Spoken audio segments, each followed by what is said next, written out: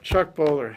Oh God, it's great to have you here. No kidding, I It's good really, to be really here. mean that. You know, you are such a good guy, and what you do is so good. It's good for the community. It's good for the arts. It's good for Hawaii, and guess what? It's good for the world. Well, I like to think that. I like to think I make a difference. You know, sometimes I wonder. But, You know, nobody knows this, but he's really a lawyer. Did you know that? Yeah, look, I- look I- what happened. I had a friend who said she's a recovering lawyer. Now, I always like the practice of law, but you're dealing with everybody's problems. Lawyers are like psychiatrists. I want to hurt that person. I want to sue them. I think let's all join hands and be friends. You know, so it didn't always work. So I went into entertainment law, which was less. If you do everything up front, you don't end up in court and lawsuits, and that got me ultimately to where I am today. Yeah. You know. Oh, what a gee. I mean, what a lucky break, honestly. You know, I there are agree. some guys that can turn around, look back down the pike, and say, "This was good. Yeah. This worked out swell." You're one of those Oh, guys. dude, who would have thought? I've been in Hawaii 20 years now. Won't necessarily give away my age, but I'd already had a fabulous life as a lobbyist in Washington, D.C. as well. And actually, I went to a psychic one day with a girlfriend of mine, and I thought, psychics, that'd be stupid. This is in Washington. And she goes, I want to talk to you, to me. And I go, okay. So she goes, you know, you'll be married 3 times, which is true. And this is like 20 years ago. She goes, I see you living on a tropical island surrounded by the ocean. I thought, give me my money back. Well, she was right. I should have paid more attention to what she told me. What was her What name else did again? she say? I don't, she was right. You know. So we have before us the, I guess it's the directory of the From last year. last year, Hawaii International Film Festival for 2010.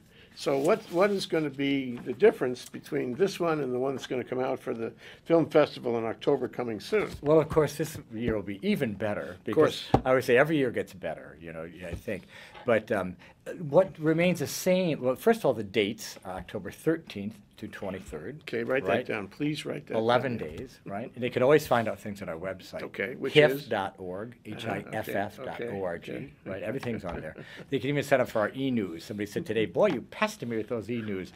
We try not to send too many, but we send them periodically so you can keep up with what's going on. Stay on the radar. Absolutely. So we've found the formula we think works best for us and for the people in Hawaii. So last year, our goal was 250 films. We had about 285 Nice. from 50 countries. What happens to us is, like, we're picking films now. We wait till the last minute because there's so many good films out there. And right now, the Venice Film Festival is about to begin, one of the top 5 in the world, followed by Toronto, beginning of September, another one of the top 5. And so we get films in those festivals. So we haven't sent out invitations yet to the films. They've accepted most of them, the major ones we have. Because what happens, okay, we have 250. And then, actually, the third festival to mention is Busan in Korea, another one of the top 5. So 3 of the top 5 are happening between now and when the festival starts. What happens is, all of a sudden, we're offered all these U.S. premieres of these films in those festivals. So we end up with another 35 films. So this year, we're going to keep it 250. So we're just starting to send out notices now. Well, this is you the know. exciting time when you make It's the very decisions. exciting. And wow. So It's very exciting. what do you see as the general dynamic in terms of the quality of the films this year as opposed to earlier years? Which direction are we going? You know, they're getting better every time. And the biggest dramatic change in the film business, and I think the world, is digital. You know, anybody can make a film now Yeah. for no money. Yeah. You know, so that's good and bad. God bless all the filmmakers in the world, but we get about 2,500 films submitted to us. The other way we get them is we go after So them. you picked 250 out of 2,500. 2,500. Now that's just part of them, because those are the ones we don't ask for. They submit them to us. Yeah. Then Anderson Lay, my extremely capable I met programmer, him. He came around last year. absolutely, he would come today, but he's busy doing Very with the articulate films. guy. And a wonderful man. He really has a pulse for the audience in Hawaii. He knows what they'll like here, you know. But like, we were in Cannes together, and I go mostly for networking, and I do all the red carpet stuff. He doesn't like it, and I do all the parties, and he sits in the theater all day, so he can't keep up with all of his films, so I help him, so I'll see other films and things also. But because he has seen so many more films than I, even if they're the film I want, and I saw some great ones in China, he has seen more of them than I have, so he'll finally go, just tell me to take it or not. And I go, well, what do you think of it? I go, just tell. I go, fine. I go, okay, take it, or whatever. There's got to have somebody like Oh, that. definitely. But because of digital, we used to get about 1,000 submitted to us, now 2,500.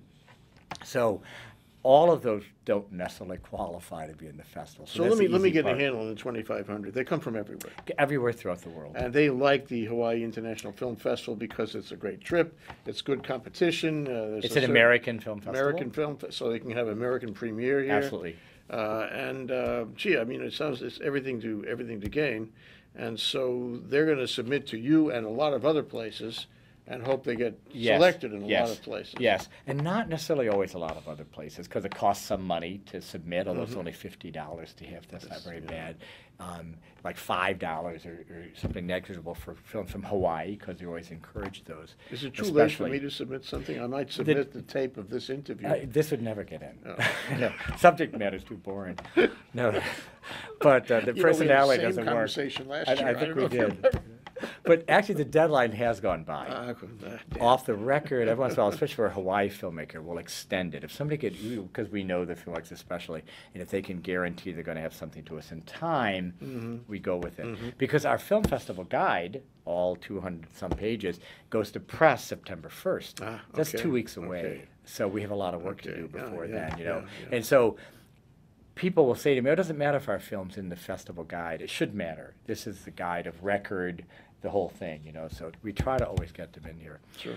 That said, we also close the festival, the second weekend, as we call it, with TBAs to be announced. So we can pick up a film from Busan or Toronto or something that's not necessarily listed in here. Last minute. It's under the TBAs. Yeah. So I like to think we have a reputation for people.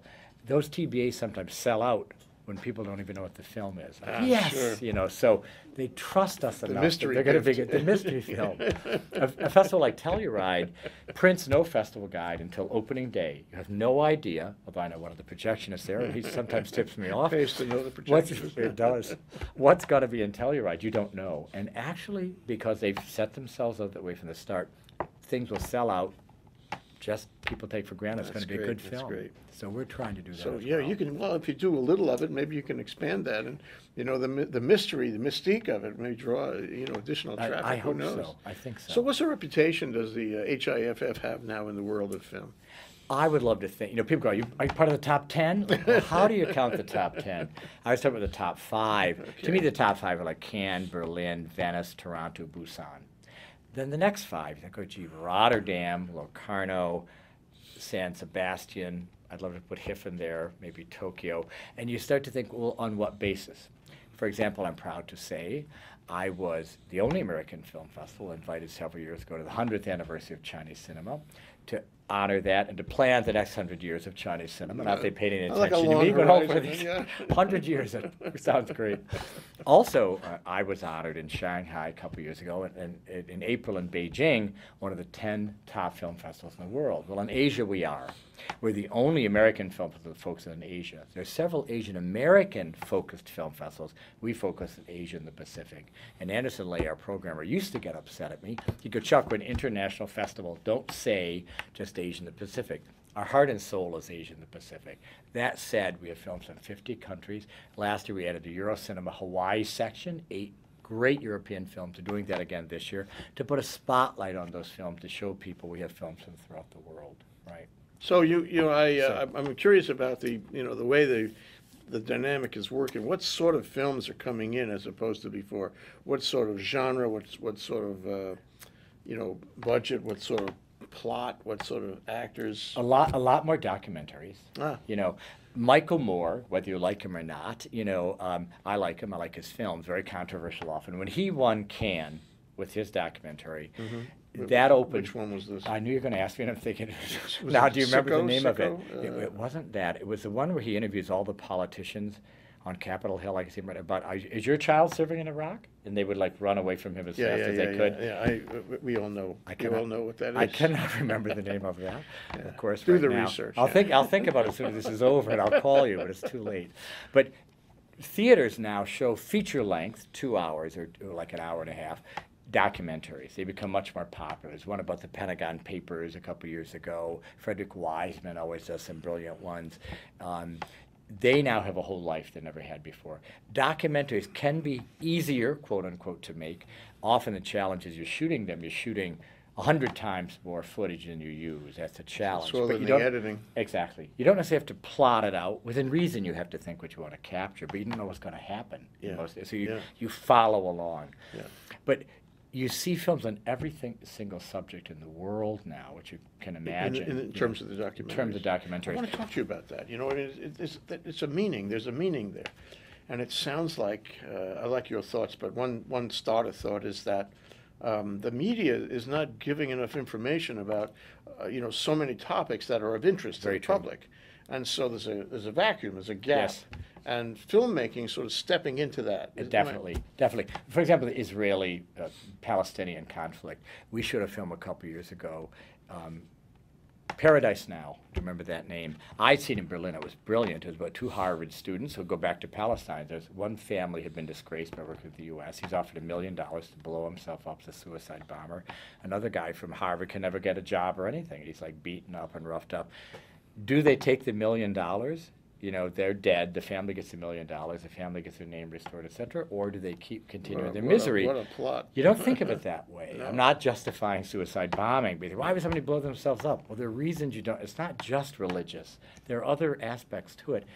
You don't see that in the news media, really. And a little bit of stuff against the news media. Some of it, it's entertainment now, isn't it? Sure. It's not that Not hardcore true. news Somebody anymore. said that the other day about the 6 o'clock news. Yeah. That's what it is. It is. It's all Hollywood and the Kardashians, and while Kim Kardashian's gorgeous, who cares about the Kardashians in terms of what's going on, or Jersey Shore people or whatever. But that's become news now. It's entertainment. Yeah, yeah. So so interesting is that before, when you and I grew up, which may have been close in time. I think it was. I'm probably older. Gee, I thought never mind. But in those days, the news was real serious on the media. Always. You got a lot of good feature stories and background, and you really got to know a lot about it, and you hungered for it. Yes. It was valuable to Yep. you. Now nobody even asks. And all the great news shows are Yeah. off. And it's the They 6 are. o'clock news with car crashes and Yeah. sports. There's nothing against stolen infants in Florida, but gosh, the Kaylee Anthony thing becomes what's her name, the crazy woman on TV who is so strident. It started a whole show around it, Nancy Grace, and nothing against Nancy Grace, but that whole show was built on one little kidnapping and everything significant. But this little girl in Florida, within reason. Not who cares, but there are other Take it things going on in the seriously, though. world. Take it seriously. So, How much so bigger what, news. we are lucky to live in a time of expanding documentaries. Yes. And you are lucky to be in the center of the channel on Definitely that. we You are. get to see them all, or Definitely. a lot of them anyway. Also, because of digital, you said what kind of films are we seeing? Every kind of story you can imagine is being told now. And so many of them, you'll watch the news and you think that story is so bizarre it doesn't seem true. Well, there are a lot of incredible true stories out there that are now being made into films. Yeah. Couldn't before. Yeah. You're seeing films in like the South Pacific you never saw before. Film was difficult to store there. You needed all the huge Steenbecks and things. I remember when I worked in television, we'd kill for a Steenbeck. Now you can't give them away, scrap, because nobody's editing 35 anymore. So it's made new opportunities. So we're Sure. seeing films from. We had one for the Marshall Islands, the first feature film ever, which was wonderful from there. The world premiere at HIFF, for example. So those are the kind of things. Or Eastern Europe, now that it's free, it has been for years now. A lot of films. Romania is becoming a real filmmaking center now. Interesting. Believe it or not, the Interesting. buzz is Romania. They had a winning film in Cannes a couple years ago, 1, 2, 3 or something like that. Yeah. We showed it at HIFF. They've gone on to making great films now. Vietnam is becoming a major production center. Thailand has been, it's getting even better. So you'll never get it on the 6 o'clock news, but you will get it in documentaries. Definitely. You'll see things you never saw before, things that really surprise you, Yeah. that give you a real education as you get older. Yes. I think that's a wonderful thing in our time. I think so, too. And you're right in the middle of it. So the question is, what is Hawaii doing about this? I think with reference to, I don't know if you're familiar with current.com/Vanguard. I'm not. It's these people who, Al Gore supports it, and they carry little weak Oh, digital I know cameras, what you mean. Yes. and they get yeah. in trouble. Yes. And they whatever their nose tells them Yeah. to go, they go. They and go. oh my goodness. Hidden cameras and Exactly, like that. Yeah. And it's very interesting, but you can do that now. And I'm sure that documentary filmmakers are going to get more into that. They're definitely going to get more into that. Especially in some of the more repressive regimes. Yeah. People sneak cameras into. We had one a couple years ago from Burma. Myanmar, where it was all hidden camera stuff, which was brilliant documentary. North Korea, we've seen North Korea. A lot of North Korea. Every year when I go to the Shanghai International Film Festival, there's North Koreans there in full uniform, and I always walk over to them and go, "Hi, we want some of your films on our festival." No English. Well, whether they do it, they don't come to the big aloha party that we have there. But I'm trying to get some films from North Korea. I think they're all full of smiling people who look happy and are starving to death, But I did meet some people recently in Hong Kong, a Vietnamese couple who have official permission from the North Korean government for the first time ever. They have footage they can get from Korea, etc. So we're all waiting with bated breath to see what they come up with. Ah, geez, this is a great time. So how has the audience changed? I want to get to other genres too, but how has the audience changed over the last few years? I mean, it seems to me that people are more comfortable with visual arts, Yes. with movies, with video, and they want more and they want better, and there's a demand out there. There definitely is, and for a broad range of subjects. I think a lot is due to television. People will accept. I used to will accept a lot more. We don't. No festival in the world rates their films. Only the U.S. has the rating. The PG, etc. And so, how do you rate them? And of course, Europe is I say more sophisticated, maybe that's not the term, but nudity in Europe's nothing. And you see billboards all over the place, topless, whatever. Yeah.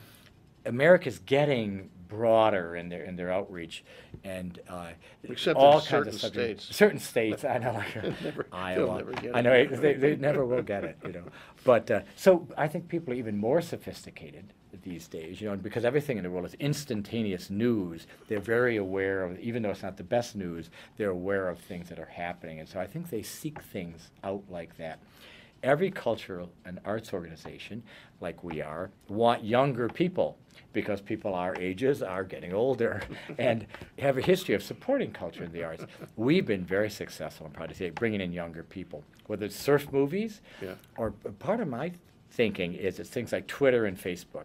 My staff, who are fabulous, could be my children. One could be my granddaughter. I don't want to tell her that. When she mentioned how old her grandmother was, oh, she's younger than I am. Maybe she'll watch this and know more about it. Maybe she won't. The staff usually sits and watches and laughs at me after the fact. But Twitter and Facebook reaches out to people. It's destroyed film criticism, because who cares what most of the film critics except Roger Ebert say, because he's huge on Twitter because he can't speak, and it's actually rejuvenated his career. But people care what their friends think. And you start twittering something. I'm seeing this great film at HIFF. Often the second screening is more full than the first because of Twitter and Facebook. And I think it's one of the things that brought in younger people, So our audience has always been broad, but I think it's moving to encompass younger people also, which is wonderful and which we've always wanted. That's such an interesting point. We have these conversations every year. They're never the same. Every time we meet, there's always new things. It changes so quickly. Really incredible. I went to you never repeat yourself. There's always something new. I have friends who go, "Oh, that story again about the red carpet in Shanghai." Like, don't you want to hear that? It's timeless, But so, it strikes me that that the people who watch these films have a greater need for more immediate filmmaking. Yes. And the people who make these films, are dealing with a shorter shelf life too. They are. Sicko is an old movie already. Yes. That's old. And Bowling at Columbine, that's really old. Really old. So it's almost as if it's like TV almost. It's It is. digital, it's immediate, and here's the point I was thinking of. You can blog. Anybody can blog. I can blog. Yep. I'm sure you do blog. And so you have all these ways to express your views about films. Yes. Everybody can be a reviewer. Yes. And if you like a film, you want to do that. If you hate a film, you want to do that. Absolutely. So what you have is a whole global community of reviewers. Yes. So it's a whole culture already. It's fabulous. It's an incredible. Hopefully they like the film. Don't Twitter about the film you don't like. But because I think I've told you before, I remember one incident in particular. A guy came over to me and goes, that was the worst film I've ever seen. I hated that. And I go, okay. And I saw somebody I know come in and goes, that film was so wonderful. I loved it so much. I go, you two talk. And I walked away, So you never know, But with the Twitter and things, everyone is now a critic. Everyone is empowered to, bring their friends in, et cetera. That's important outreach for people. Yeah. And you go to these conferences, everybody's trying how to use Twitter and Facebook to increase your audience, But when you were talking about tech before, I was in Cannes this year. went to a seminar about new technology, and you had the heads of the major studios up there, et cetera, and they go, somebody goes, so in a couple of years, somebody goes, a couple of years, tomorrow. They go, we have no idea. Somebody goes, what's the future hold? We have no idea. It's changed so rapidly, it's astonishing everybody. Yeah. And one way digital's impacted the whole film business is some films never get released in a theater. That used to be the ultimate goal.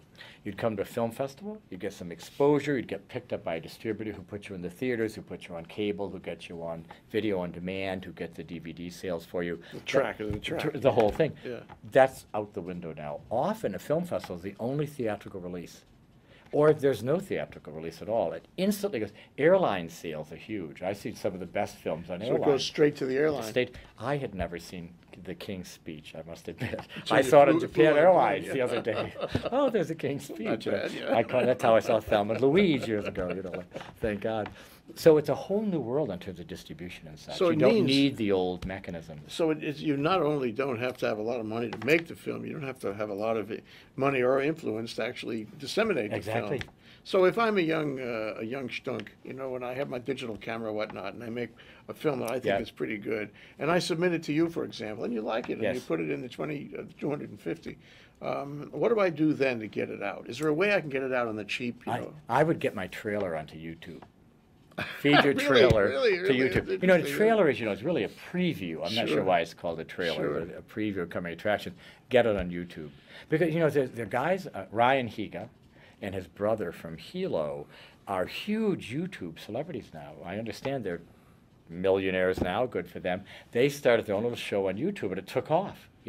On YouTube. You read these things about Hollywood directors. I can never remember if it's Richard or Roberto Rodriguez who worked with Quentin Tarantino. I think it's Richard. The director saw like a 17-year-old guy from Peru who had something on YouTube. He instantly hired him. In the past, that fellow would have probably started doing a short, then maybe a short documentary, then maybe a longer documentary, then maybe a first feature that was like an independent film, then finally a Hollywood feature. He jumped over all of that because of digital technologies, and Rodriguez saw him on YouTube and thought, that guy's got what it takes. Let's bring him to Hollywood. So then that was for the same film with the next film. That was his career you're talking about. That's his career. I'm talking. Yeah. So he had made a short film he put on YouTube, Yeah. and Rodriguez happened to see it and pulled him right to Hollywood instead of him going through. He didn't even go to film school. But which there is- are people who don't have to go to film school. There are They just people who have don't it have to go- innately. That's what I think. Yeah, like music or something. Absolutely. So Gore Vidal never finished or never went to college. And look at Gore Vidal. he was motivated. Maybe He he was was motivated by guilt for not finishing college. Probably. Like Prob- Bill Gates. Exactly. So what about Hawaii? For example, people say, well, there's no more Act 221, therefore the Hawaii film, production sector is losing. Is it true? I think a bit. And that Act 221, all of those, tax benefits for filmmakers and things are incredibly vital. When I'm in Cannes, for example, I'll meet with people from other countries, or New Mexico leads it. They've got something like a 40% give back. I don't know all the details about that. I haven't had to know it. I haven't. In terms of exactly what people get. But Australia, same thing. Huge tax incentives to go there. And now with CGI, computer-generated images, you can put palm trees into your thing, just like Into your regular film. into your regular it's not film. animation anymore. Exactly. It's something else. Yeah. You don't have to be in Hawaii. Wow. So Hawaii's always been Hollywood's tropical backlot, as the advertising says. It's true. Yeah. You got to lure people here more. Everybody else is. It's expensive to shoot in Hawaii. Everybody wants to come here, but you've got the travel. You've got airfare. There's not always equipment you want here. Even the film festival flies in half our digital equipment from the mainland because there's not the kind of projection equipment we need here for the theaters. Wow. We have 6 theaters at Regal Doe Cannery. Each of those has a different digital format in it. Plus 3 of them still are film. So how do you do? They have to have different files, different film files. Yes, it is so complicated. I think people have no idea, so thanks for the I wanna opportunity. hear about it, yeah. So a film will come in the wrong format we're not expecting. We got to scramble. They've either got to, and they usually cut it pretty closely because they don't always make all of these dubs that they send out, And so we'll get it just a couple days before. If it's something for the Philippines, it happened last year, it was the wrong format, we already have it planned for a certain theater. That's why if you look at our schedule, it doesn't specify the exact theater because sometimes we have to switch things around. It hasn't happened for a couple of years. I used to have to go in front of the audience and go, hi, let's all stand up and walk to the theater next door, because it's either moving the equipment or moving the audience, you know, so. There's that Chuck Boller again. What a hokey guy. Would HIFF get it together? He's so helpful. And it's really not our fault, I think, you know, but what do? You know, so people knew in the control, they're scrambling around. Even with shorts, each short could be a different format. We're showing them in the same theater. This year, we are loading them onto computers and playing directly from our Mac computer. We tried it out in August, and it worked, and it's brilliant. We're going to do our short this year, maybe a couple of features. Play it on QuickTime. On QuickTime. And then from there to a large screen. To a large screen, Oh, and it works, you know. Now because I play executive director when I have to, and I called wherever the country, I think it was Thailand, said, you know, we need the film. I'm looking at it. I go, we need it in 2 days. We'll never get it in time. They fed it to us over the internet. I don't know the technical terms, and we projected that. So it's astonishing that you can do that. So you can do that as a regular matter now. If You you could want. do it as a regular matter. The challenge so far is it's actual time. So if you're downloading films, it's 2 hours. But we're already downloading the shorts. Cheaper than taking a plane. Exactly. In the shorts in the past, I would have to say to people, there's going to be a little bit of delay as we switch the formats in between. What you do is you have to dial the knobs on the scalers that feed the image from the deck into the projector. That's sort of a simple really way going of saying high-tech. it. High tech. So what format do you like best? I mean, is it just MOV, the QuickTime MOV or something I else? think HD, the high definition. Oh, HD, I sure. don't like Betacam, That's Beta old-fashioned. SP. Yeah. We have our own Beta SP deck. Yeah. It used to mess up constantly. They do. They're moving away from Beta SP. They're still there a bit, but all the high definition stuff is great. A challenge to us also, there's something called HD SR. I'm not sure what the SR means, from Japan. So the last couple of years, we've gotten this SR presented to us, and I'm sure the Japanese, even though we have asked for a different format, think, we'll send them the newest format. There's no HDSR player in all of Hawaii.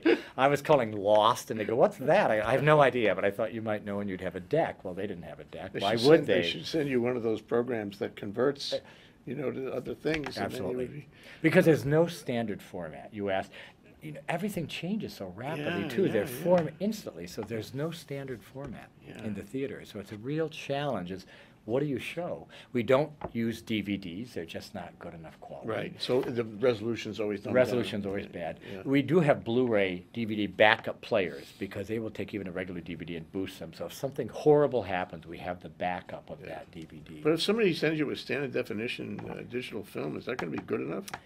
It is under certain requirements. I should know the exact technical details, but we give them what the format A it certain should be in. resolution. Yeah. And But standard definition could work. it could, yes. And our board of directors, very wise, very wonderfully supportive people, say, why don't you just tell people only take this format? That's great, but a lot of the films we want are not in that format. Yeah. So you either don't get the Gotta be film you flexible, want, you have to be yeah. flexible. This is you know? art. It's you know, art. It comes you in know? every shape and flavor. Absolutely. And I'll say things like, well, if we go all digital, what's a country like India going to do? Oh, India's all digital, like it is, but you know, there are other countries that aren't necessarily. Yeah, yeah. I know that, you know, Regal Cinema, our fabulous sponsor, is pulling out all of their film projectors. And again, there are 3 there now, but after October, there won't be any. So we have the decision to make, do we pay to reinstall digital projectors so that we continue to show film? When I was at the Beijing International Film Festival, I got to be good friends with the head of Cannes and Sundance, etc. We were Great. all there together, all That 10 was a of us. worthy trip. With the top 10 festivals, I'm saying with All right. Cannes and Sundance and Okay. HIFF, etc. And so they have the same problem. Because we think, well, how much longer is film going to survive? Do we put the money into it to keep some film projectors? Because it basically means knocking new portholes in the walls. Often you're going through supporting beams and such, and there's not necessarily enough space to have a digital projector. And then the film projector with these gigantic platters, it's like an old 8-track that anybody young watching might not know what those were, but they would it was a tape that automatically rewound itself. That's what the theaters use, and those platters take up a lot of room. So there's not necessarily room in the window of the theater to share both film and digital. So at Regal, there are only a couple theaters we could equip with film. So that's a decision we have to make by the end of the year. Do we want to try and keep film there? So far, we're saying yes, but every day it goes by, I'm harder. wondering. Well, but if they sent you film, you know, in the whole Yes. container and all that stuff, couldn't you have a machine that would simply convert it? Bingo. There is no film like that. No machine like that in Hawaii. Oh, but they do have them They do somewhere. have them someplace. Yeah. So yes, that makes a lot of sense. It's also actual time. You have to play the whole Well, film. It's not a however fast. long, yeah. Exactly.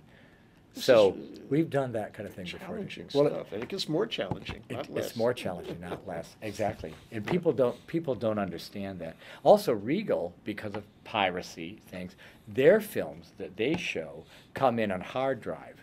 They actually send a hard drive. That's very efficient. Very actually. efficient. Well, we don't do hard drives. I mean, going back to India, they might have a lot of digital in India in the theaters, but it doesn't mean that all the filmmakers have their own hard drive, or there's some way they can put a film onto hard drive. So we've got our own thing going on. And Regal's very wonderful to work with us. We're very fortunate also. Their chief engineer will happen to be in town in October during HIFF.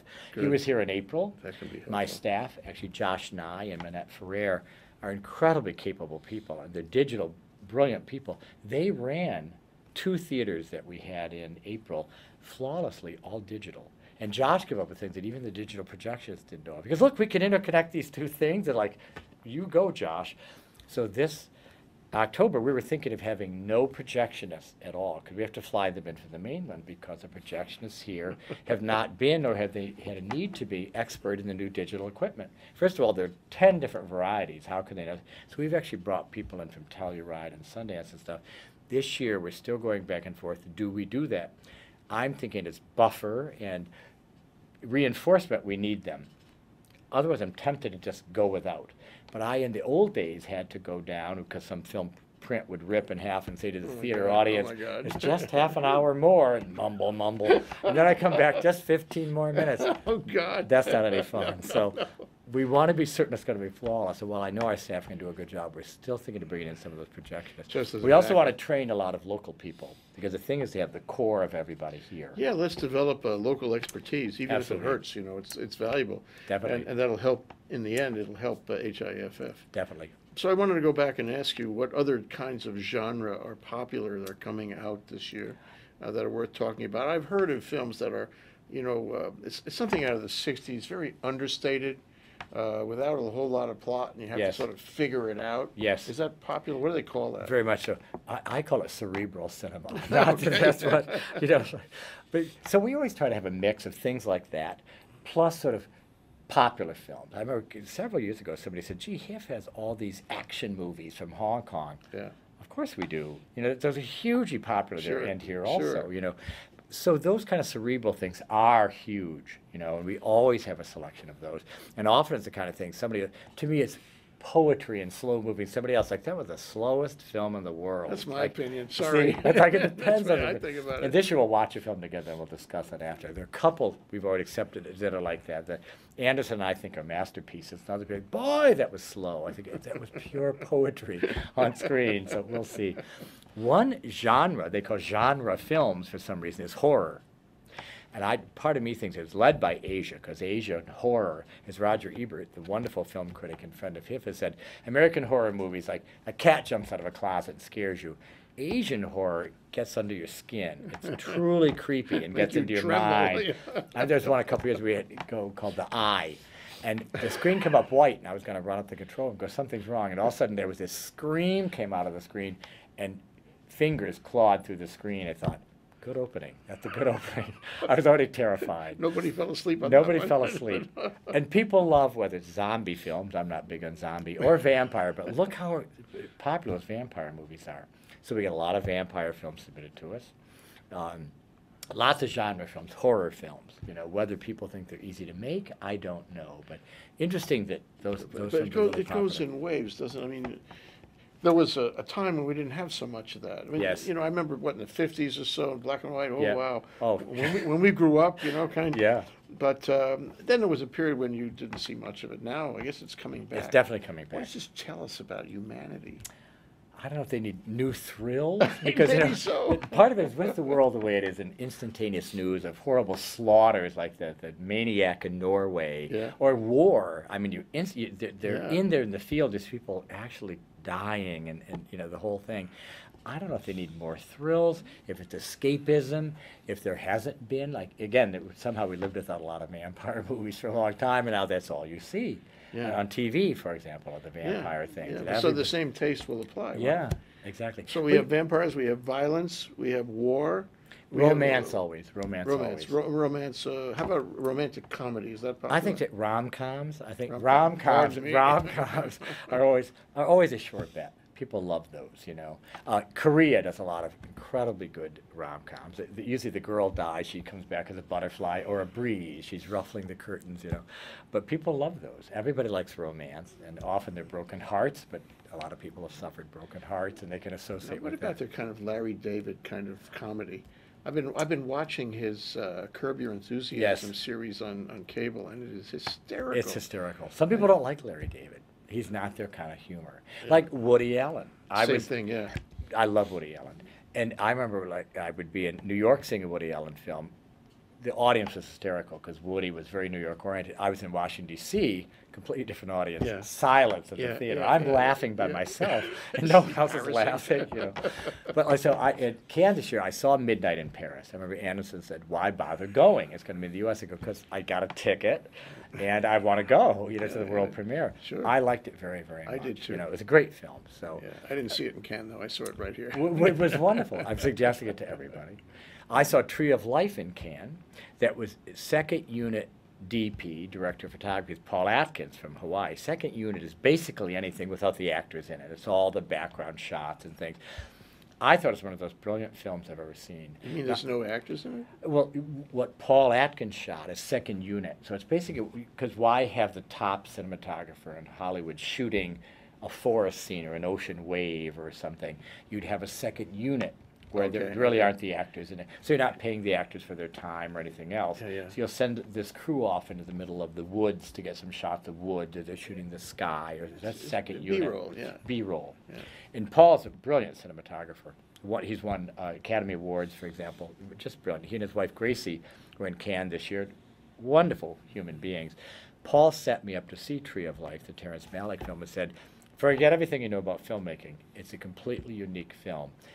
All the posters show Brad Pitt. It's not a Brad Pitt movie." Luckily he did, because if I'd thought of traditional filmmaking, it's not that at all. As Variety said, it's four short films in one.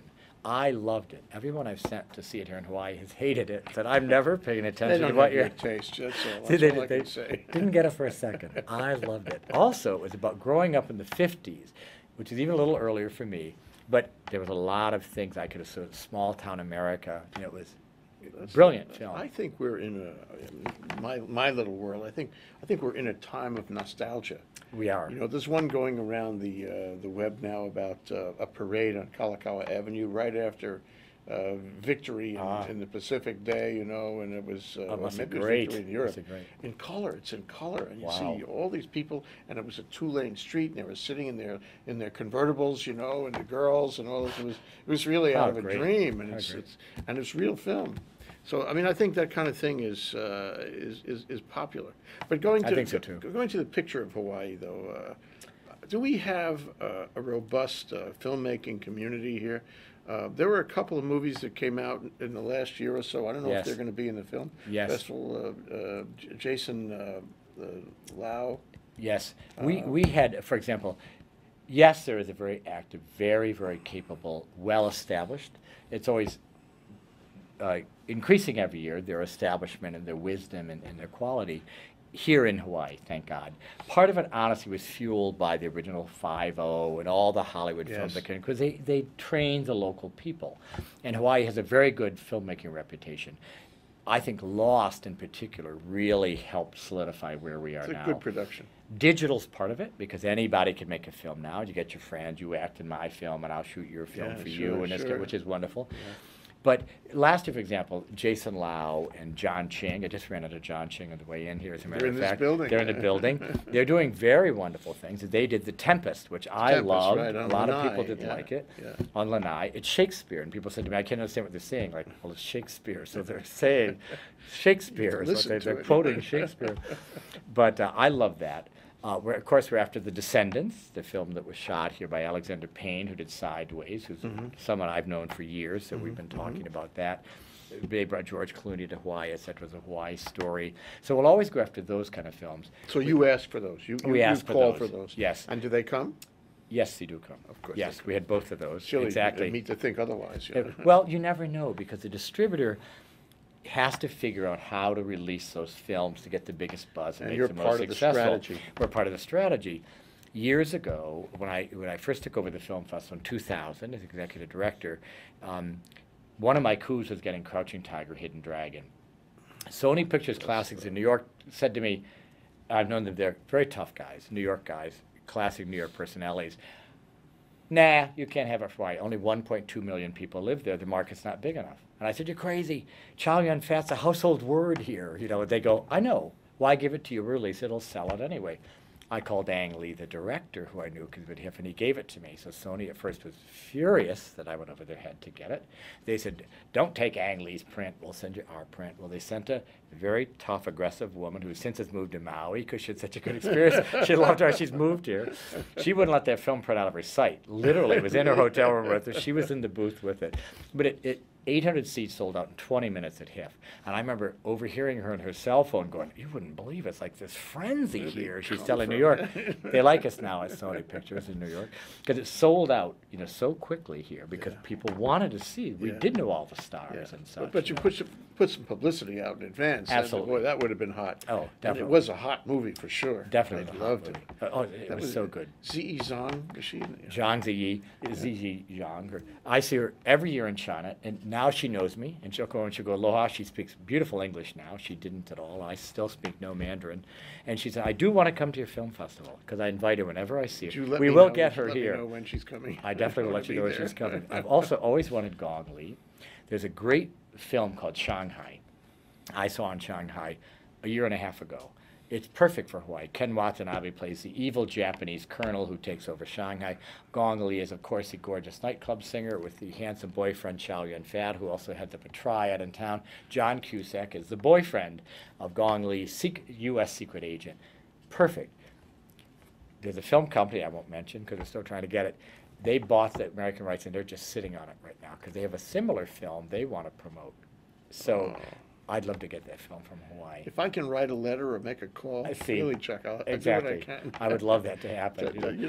We got to get that. Definitely. Because we had Ken Watanabe here. We haven't had Chow Yun Fat yet or Gong Li. Or Zhang Ziyi would be fabulous. Yeah, but we are the bridge. We are the intersection. We are. Of the East and West. We've got to have it all. I agree. And it's a little early in our planning, but we have invited a huge Chinese movie star who is also a very famous director. I'm not going to say who it is yet. Also, I think we're going to have a Celebrate Australia section this year. We've invited several major stars. One reason I go to the Golden Globes every year, the Critics' Choice Awards in LA, is you can speak to people there. When Nicole Kidman walked by, I said, aloha. She whipped around. I was born in Kailua. I said, I know you were. I know friends of yours who still live in Kailua. Would you come to Hawaii? Invite me. So we've invited her. We'll see. She's shooting a film then. I shouldn't even say any of this, but so we've got invitations out there to people, but you never know. The more popular they are, the busier they are. There's another huge director in Hollywood, the mayor and I, Peter Carlisle. Peter Carlisle can work a room beautifully. He's good. He and I saw this famous Hollywood director, looked at each other, closed in on him.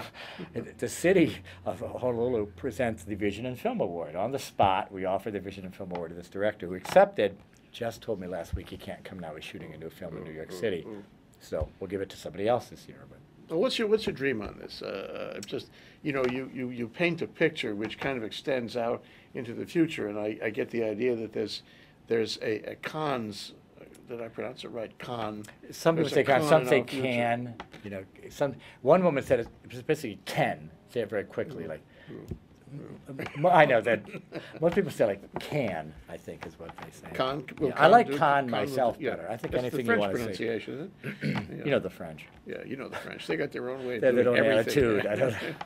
I don't like them. But I mean, we could be like that, and it's a function of the quality of the films we get. Yes. It's a function of the people who come here to see the films. Absolutely. And it's a function of the the celebrities who come here and support the films. It definitely is. Is it happening? Well, one reason I don't want to be a Cannes or Con or a Sundance, those are market festivals. If you wanted to go attend a film in Cannes, you could not get a ticket.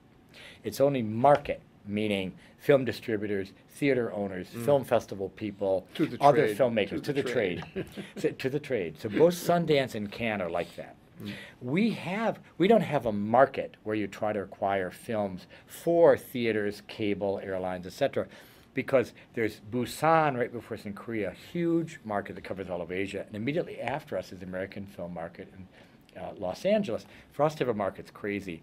That said, we would like to have sort of a international film festival summit, perhaps, or something with some of these leading players in the industry, because what you want to do is attract people here.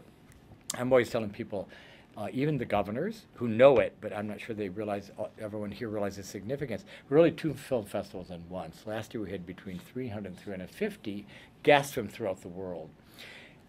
The audience here doesn't realize necessarily that's who those people are. We call them delegates because they have accreditation from us.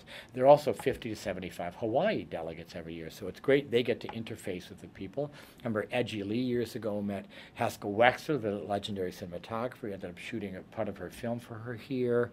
One of our biggest success stories, and I might have told this before even on your show, was Quentin Tarantino, who is a definite personality, fabulous guy, but definite personality. Loves Hawaii. He met a fellow named Katsuhito Ishii, very cutting-edge filmmaker in Japan. They instantly loved each other. We now get every world premiere of Katsuhito Ishii. He's very grateful, and one reason he is grateful to HIFF is he met Tarantino. They really bonded. Tarantino went to visit him in Japan, and Tarantino ended up hiring Ishii-san to do all the animated sequences in Kill Bill. So those are the things that go on at a Cannes or a Sundance, and a little bit at HIFF. People get to meet each other and they get to work together, you know. Whenever I'm at a film festival, I'm inviting people, like I know they had the Istanbul Festival. I just introduced her in Shanghai to that at the Hong Kong Festival. You know, it's all who you know, it's all interfacing. Sure. So festivals are a huge mechanism for networking, and that definitely helps the film industry in Hawaii because they're very capable people here that have contacts with these other people in the business who are also Making looking deals. for young, new, interesting talent, Yeah, for yeah. example, you know. So what about other factors that bring people in? For example, you talked about having the equipment. Yes. If you had all that digital equipment, that would help, right? It definitely would help. Of course, as soon as you get it, it's outdated. That's Even the the problem. iPhone, you buy it, and like, oh, the new one's coming out in 3 months. Like, oh, okay. You know, or the iPad. I'm waiting for the new iPad before I get one. me too. I think, Yeah, right? yeah. I want one so badly, but I'm waiting for the new one because it's going to come out soon. That's the problem. That is a lot of- Maybe there's a secondary market in Bolivia where you can sell it when you're done with it. I think there is, because there are all these film 35 millimeter film projectors available now. The theaters are throwing out. Yeah. I would have killed to have for HIFF to have owned its own 35 millimeter projectors. We don't need them anymore. They said we're considering putting them in the theater. We're not certain if we should do that or not, you know. So, and once a festival like Cannes and Busan, the top 5, say only digital, film will completely die, I think, myself. Yeah, you know. it's coming. Look what happened to the snapshot camera. Exactly. It's, you know, and video itself. Yeah, It's yeah. incredible. You know, Every time something- I look. Yes. Something else that's happening is things like Netflix are not as important. Look what happened to Blockbuster. Who would ever have thought Blockbuster wouldn't matter? Right. Well, people now, everything's online. People are starting to move away from Netflix and get everything online. Right. You And know? you take your computer or some substitute, plug it into the Yeah. TV, and now you're getting it live. Exactly. Any movie you want Yep. for relatively cheap. Exactly. So And so movie- Netflix is switching online more too, which Yes. they're promoting now. Yes. Which is exhilarating to think of, really, It is. isn't it? It's So amazing. you get 2,500 this year. Next year you get 5,000. Absolutely, I think we will. But it's also good for people in terms of distribution because there's so many outlets for them now. There's so many websites and so many kind of distributors out there for them. So that's exciting because so many more people are making films. Where are they all going to go? Well, there are lots of outlets for lots of But, you people. know, I got to say, though, and I'm sure you think about this, is that the quality of our lives is defined, at least in part, by the quality of our visual entertainment, maybe, or education, as the case Yes. may be. You know, more comes to us these days than ever before, and our quality of life is better because of it. It is. I really feel that if I go to see a good movie, it improves the quality of my life. And I I go and I think so, blog too. about it immediately. I want to share my happiness with everybody. you know? Absolutely. And I will admit, I still like the theatrical experience with it because you're in the dark and you're sort of isolated. Because I admit at home now, I'm screening films every night. I'm trying to watch at least 2. Poor man. Pause, have dinner. You know, so then you come back, you've missed a little bit of the whole momentum. You know, yeah. Barry Levinson, the brilliant director, was on the Shanghai jury this year, and I had a couple of conversations with him. Just brilliant guy, and people were saying like, how film viewing has been ruined. He goes, it's not ruined, it's different. He goes, my grandkids pause and they're tweeting their friends and they start up again. They stop, they go to something to eat, they come back. Their viewing habits are different. So people who make films can actually play off of those if they realize that's how people might watch their film, right?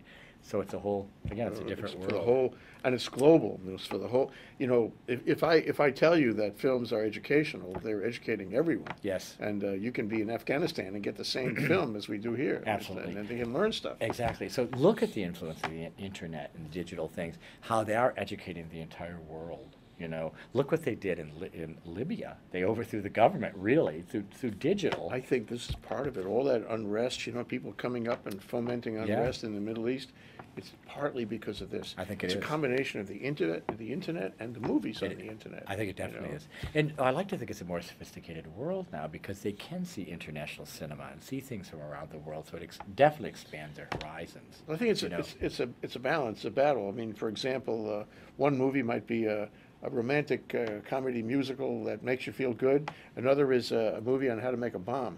Absolutely. You know, which one are you going to watch? Yes. A lot of people watch How to Make the Bomb, unfortunately. You know, you're right. You know, how do you pick? There's so many things to see. I mean, it's just crazy. You know, you can't keep. I get a little frustrated because there's so many films I'd like to see, and there's just not the time in my life. I envy you that. Isn't it wonderful to be able to do that? I'm very lucky. Do you ever say, I can't stand it anymore, I got to stop, I got to go for a walk? Actually, a couple of years ago, I got tired of traveling so much. It sounds crazy, but you know, travel's not as much fun because of this airline security and the whole. I'm not complaining. I love it, but I was so much on the road. I got a little tired of all the international travel. Which people must think I'm insane, but I'll say to Anderson Lay, our programmer, because I go, Anderson, aren't you just tired of watching films? Because he'll be at his desk. He's got a DVD player, and he's working. He's watching the DVD. So far, he hasn't gotten tired of it, but I'll go to a festival like Cannes or Beijing or Shanghai or something, and you'll watch, you know, I'll watch like 10 films a day, and I've got to make notes to myself because I'll forget. I think she dies at the end or she gets married. I can't remember. So I do a little synopsis, you know. It's like reading a case book. How do you remember what happened in all these cases? But I'm very lucky. I think Anderson's got the job. When you look at a film, and maybe Anderson looks at it differently, but when you look at a film, what are you looking for? You know, in the critical analysis, are you looking technical? Are you looking for, you know, an achievement of some goal that's set up early in the movie? Are you looking for a sleigh ride kind of adventure? What are you looking for? All of that. Right? And also interesting, I think, who am I to be picking films to show at Cannes? And somebody said, Anderson said he just knows the Hawaii audience so well. I like to think I do within reason, too. Or I'll see a film I like a lot. Now, Tree of Life, the Terrence Malick film, we probably would have programmed for HIFF. It's already out. We realize everyone wouldn't like that film, but it's not for everyone, you know. Maybe every single film at HIFF, everybody's not going to like. Some people will, a significant number will. So a lot of it, to me, is gut reaction to it. There's a film Anderson and I were talking about, I won't name because we've accepted in the festival. I think people will love it. I'm going to come anyway, so, and they're all, I know, everybody's going to come. They're all going to come anyway, so I can't discourage them. But there was a film, and again, I won't say what it was, but I thought, brilliant ending. The guy gets stabbed to death in prison. And I think, oh, gosh, next shot, they're back in China, and his adopted daughter is back in China, and she's all happy. I thought, oh, great ending. Next scene, so I guess it ended. It ends very happily. Audiences here will love that. Americans love happy endings. It'll be popular at HIFF. To me, it would have been a brilliant film. It ended when the guy got stabbed in prison. You know what I mean? So it's difficult. Got a couple of very unusual films from China this year, and I sort of liked some and didn't. So I go, Anderson, what do you think of this? You know, and he said, well, I didn't understand it really, and not criticizing, but I didn't either. I didn't understand the cars flying through the air. It's like, so we probably won't be taking that one, you know what I mean? With all of that experience in watching and analyzing and reacting and seeing the technical aspect, of course, you can't, you know, not see that. How big is the jump to actually make a movie? Would you ever consider that? People have asked me before. I'm always intrigued. Like with my contacts in China, they're always saying to me, give me a script. Well, I will admit, anybody out there's got scripts, you know. People from both Shanghai and Beijing have said to me, we're very interested in doing a co-production with Hawaii. I've always wanted that to happen. I've always pushed for that.